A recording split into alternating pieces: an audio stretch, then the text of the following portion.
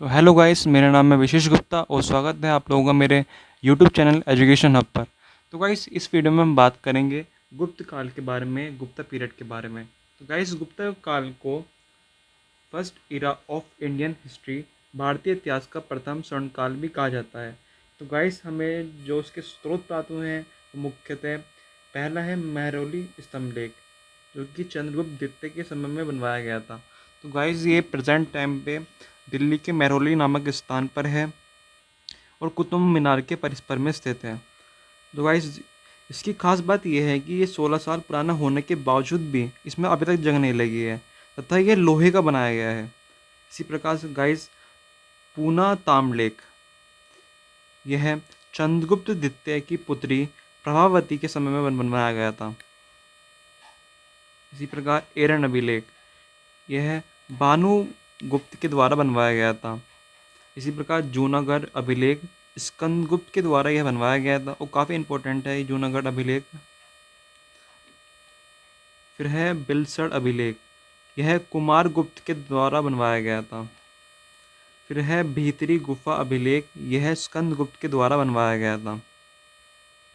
तो गाइस, चंद्रगुप्त द्वितीय के बारे में एक कहानी फेमस है कि निम्नवत है कि चंद्रगुप्त द्वितीय की पुत्री का नाम था प्रभावती तथा प्रभावती वाकरक वंश के शासक रुद्रसेन द्वितीय से प्रेम करती थी, परंतु वहीं दूसरी तरफ शक वंश के शासक रुद्रसेन तृतीय प्रभावती से प्रेम करते थे। तो गाइस, जो रुद्रसेन तृतीय है वो प्रभावती को बार बार परेशान करता है और प्रभावती इसकी शिकायत अपने पिता चंद्रगुप्त द्वितीय से करती है। तो गाइस, होता ये है कि चंद्रगुप्त द्वितीय रुद्रसेन तृतीय की हत्या कर शकों का भारत में अंत कर देता है तथा विक्रमादित्य द्वितीय की उपाधि धारण करता है।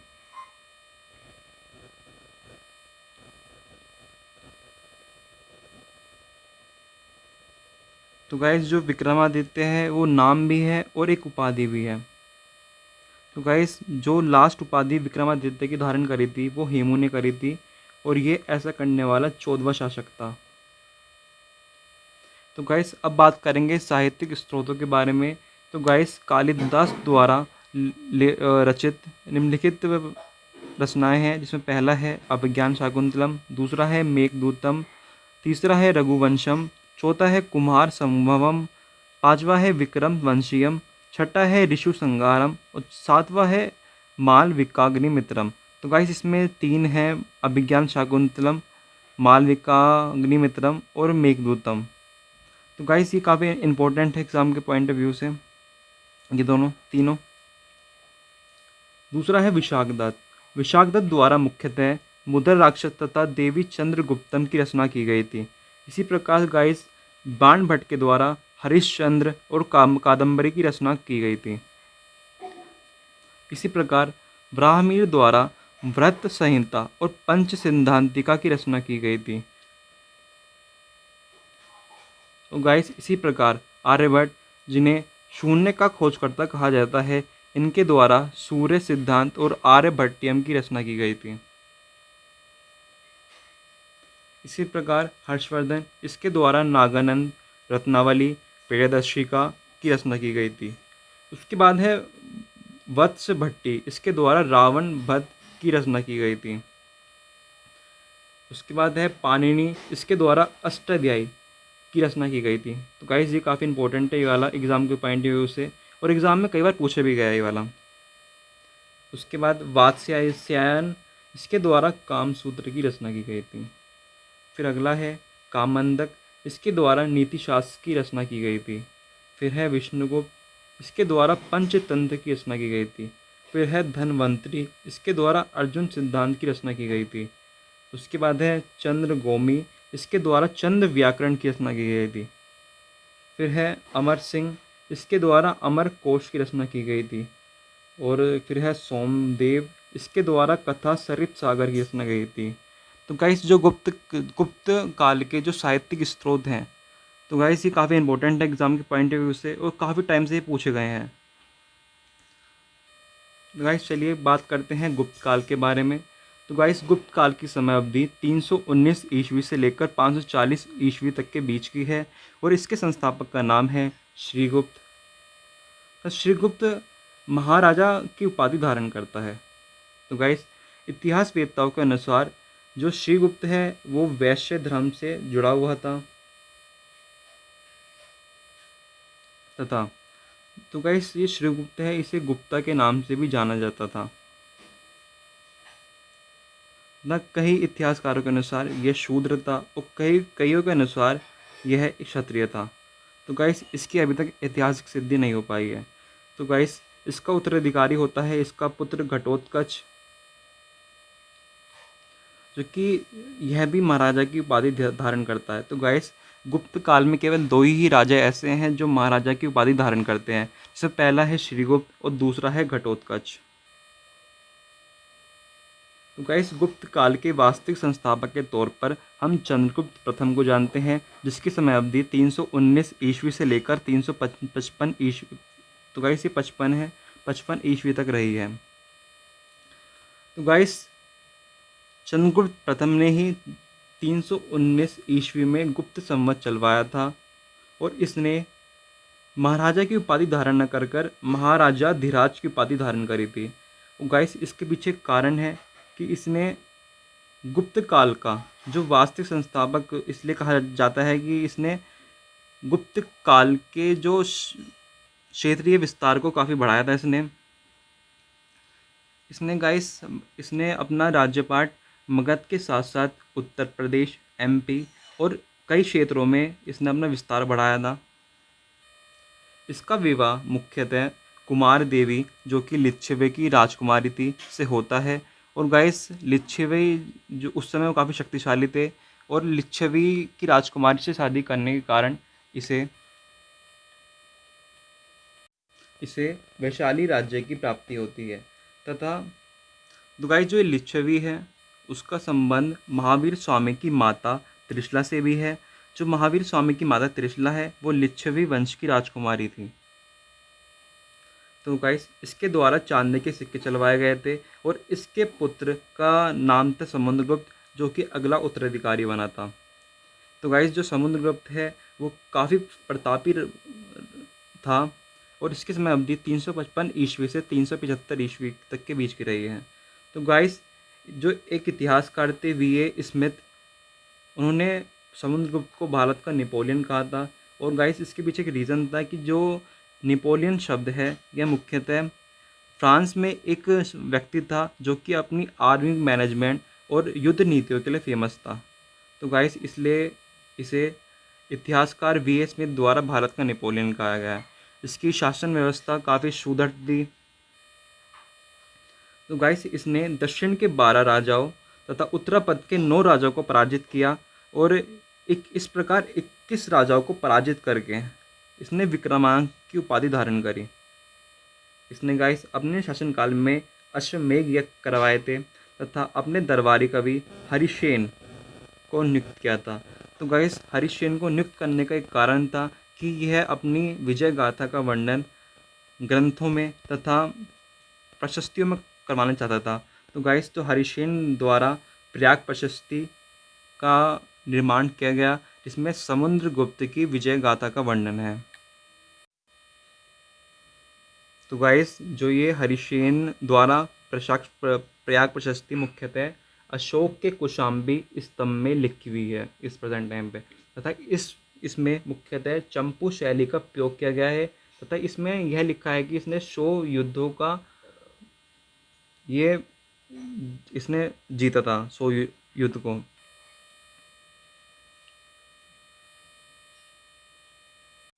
तो गाइस तो समुद्रगुप्त वह स्वयं भी एक कवि था। इसने स्वयं को ही कविराज की उपाधि धारण करी स्वयं ने ही। और यह एक वीणा वादक था जिसका स्रोत हमें इस काल के सिक्कों से पता चलता है जिसमें इसका चित्रण वीणा बजाते हुए किया गया है। तो गाइस यह बौद्ध धर्म का संरक्षक था और इसका पता हमें मुख्यतः इस बात पर पता चलता है कि इसके दरबार में एक बौद्ध भिक्षु वसु बंधु हर समय उपस्थित रहता था। इसके पुत्र का नाम इसके गाइस 2 पुत्र थे, पहला था रामगुप्त और दूसरा था चंद्रगुप्त। जो रामगुप्त था वो बड़ा भाई होने के कारण, बड़ा पुत्र होने के कारण इसका राज्याभिषेक किया जाता है। और रामगुप्त की समय अवधि 375 ईस्वी से लेकर 380 ईस्वी तक रहती है। तो गाइस एरन अभिलेख जो कि भानुगुप्त द्वारा लिखा हुआ है, इसमें सती प्रथा का उल्लेख किया गया है। तो गाइस रामगुप्त के सेनापति गोपराज की पत्नी ने ही सबसे पहले सती किया था अपने आप को। तो गाइस एक उपन्यास है देवी चंद्रगुप्तम जो कि विशाख दत्त द्वारा लिखा हुआ है। इसमें क्या लिखा है कि रामचंद्र की पत्नी का नाम ध्रुव देवी था जो कि चंद्रगुप्त से प्रेम करती थी। इसमें लिखा है कि रामगुप्त अत्यंत ही कायर शासक था।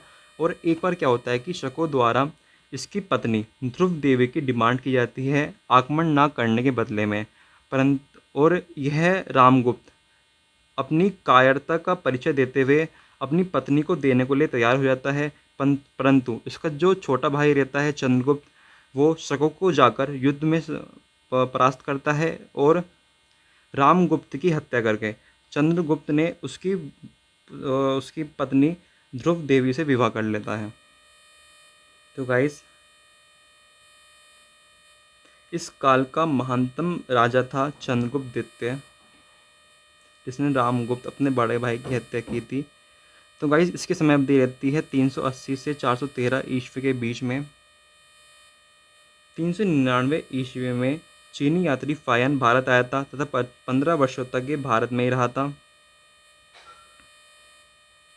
पहला शासक जिसने अपने दरबार में नवरत्नों की नियुक्ति करी थी। तो गाइस इस समय से ही शासकों ने अपने दरबार में नवरत्नों की नियुक्ति करनी शुरू करी और इनका कार्य था कि राजा को परामर्श देना।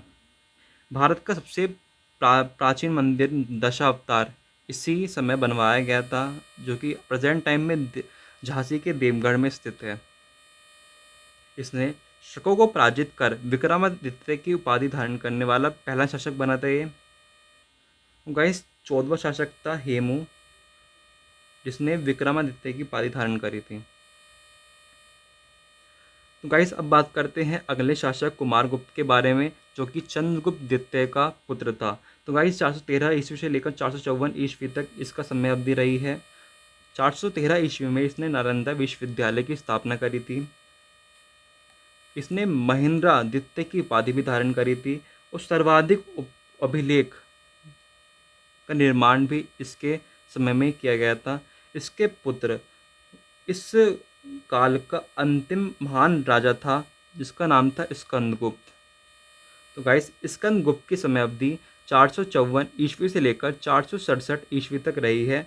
इसने गाइस सुदर्शन झील की दूसरी बार मरम्मत करवाई थी और इस कार्य में इसकी हेल्प पर्णदत्त के पुत्र चक्रपालित ने की थी। तो गाइस जो पर्णदत्त है वो गुजरात का गवर्नर था इस समय। तो गाइस सुदर्शन झील की इसने दूसरी बार मरम्मत करवाई थी। इस बात का उल्लेख मुख्यतः जूनागढ़ इंस्क्रिप्शन में मिलता है, जूनागढ़ अभिलेख में मिलता है। और हूणों का आक्रमण हुआ था इस समय इसका, और बार बार हूणों के आक्रमण होने के कारण गुप्त काल का पतन होना शुरू हो गया। तो गाइस जो इस काल का अंतिम शासक रहा वह विष्णुगुप्त रहा, जिसे हम कुमारगुप्त तृतीय के नाम से भी जानते हैं। तो गाइस फिर एक अगले वंश की स्थापना होती है जो मुख्यतः 606 ईस्वी से 647 ईस्वी तक रहता है। तो गाइस इस वंश का नाम था पुष्यपति वंश या वर्धन वंश।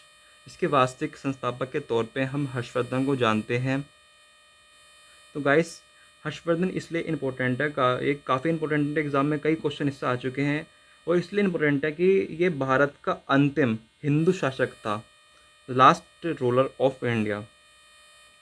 इसके पिता का नाम प्रभाकर वर्धन, इसकी माता का नाम यशोमती, इसके बड़े भाई का नाम राज्यवर्धन, इसकी बहन का नाम राज्यश्री और इसकी राजधानी थी पहली राजधानी थानेश्वर जो कि प्रेजेंट टाइम में हरियाणा का थानेसर नामक स्थान है। तो गाइस इसने अपनी दूसरी राजधानी कन्नौज स्थानांतरित करी थानेसर से और इसके पीछे बहुत बड़ा कारण है जिसके बारे में अभी बात करेंगे हम, इसने क्यों करी राजधानी स्थानांतरित। तो 605 ईस्वी में राज्यवर्धन इसका बड़ा भाई सिंहासन में बैठता है इसके पिता की मृत्यु के पश्चात। तो गाइस उस समय इसके मुख्यतः दो शत्रु होते हैं जिसमें पहला होता है मालवा का शासक देवगुप्त और दूसरा होता है बंगाल का शासक शशांक। तो गाइस जो शशांक होता है वह राज्यश्री की बहन से क्या नाम है, राज्यवर्धन की बहन राज्यश्री से प्रेम करता है। और यह जो व्यक्ति होता है वो न राज्यश्री को पसंद होता है और ना ही इसके भाई राज्यवर्धन को पसंद होता है। तो गाइस ये क्या करते हैं, शशांक तथा देवगुप्त मिलके कन्नौज पर आक्रमण करते हैं और मोखरी वंश के राजा ग्रहवर्मन की हत्या कर देते हैं, जो कि मुख्यतः राजश्री का पति होता है। तब राजश्री को बंदी बना लिया जाता है शशांक द्वारा। तो गाइस ग्रहवर्मन की हत्या के बाद राजश्री को बंदी बना लिया गया और राज्यवर्धन अपनी सेना लेकर आता है और काफ़ी क्रोधित होता है उस समय। और यह मालवा के शासक देवगुप्त की हत्या करके बंगाल के शासक शशांक पर आक्रमण करने ही वाला होता है, परंतु शशांक उसे धोखे से उसकी हत्या कर देता है। तो गाइस 16 वर्ष की आयु में इसका जो हर्षवर्धन है वो राजगद्दी पे बैठता है। इसका राज्याभिषेक होता है 600 ईस्वी में। तो गाइस राज्यवर्धन ही हर्ष संवत चलाया था। तो गाइस जब ये राज्याभिषेक होता है तो ये प्रण लेता है कि जब तक यह अपने भाई तथा अपनी बहन पर हुए हुए अन्याय का बदला नहीं ले लेगा तब तक ये चैन से नहीं बैठेगा। तो उसका सब प्रथम कार्य होता है शशांक की हत्या का। तो गाइस यह शशांक को पराजित कर उसकी हत्या कर देता है अपनी बहन को उसे छुड़ाकर उसे कन्नौज की महारानी घोषित कर देता है। तो गाइस कन्नौज को अपनी राजधानी बना लेता है, दूसरी राजधानी। और 629 ईस्वी में एक चीनी यात्री हेंगसान भी इसके समय में आता है और 16 वर्ष तक भारत में रहने के पश्चात उसका पूरा शासन का एनालाइज करने के पश्चात यह एक ग्रंथ की रचना करता है जो कि मुख्यतः CUK के नाम से जानी जाती है। इस पुस्तक में मुख्यतः हर्षवर्धन को राजा बताया गया है तथा उस समय की तत्कालीन परिस्थितियों का तथा विशेष रूप से सैन्य परिस्थितियों का वर्णन किया गया है। तो गाइस इस ग्रंथ में मुख्यतः जो MP है, मध्य प्रदेश है, उसे ब्राह्मणों का देश बताया गया है तथा किसानों को उस समय शूद्र कहा जाता था। तो गाइस ये लास्ट रूलर था जिसने दक्षिण तक अपना साम्राज्य विकसित किया। तो गाइस हर्षवर्धन को कोई भी रूलर हरा नहीं सका था। केवल एकमात्र रूलर था बादामी के चालुक्य वंश के राजा पुलकेशिन द्वितीय जिसने हर्षवर्धन को पराजित करा था। तो गाइस यह वीडियो ख़त्म होती है। आशा करते हैं कि आपको यह वीडियो पसंद आई होगी। अगर आपको ये वीडियो पसंद आई है तो वीडियो को लाइक अवश्य कर दें। धन्यवाद।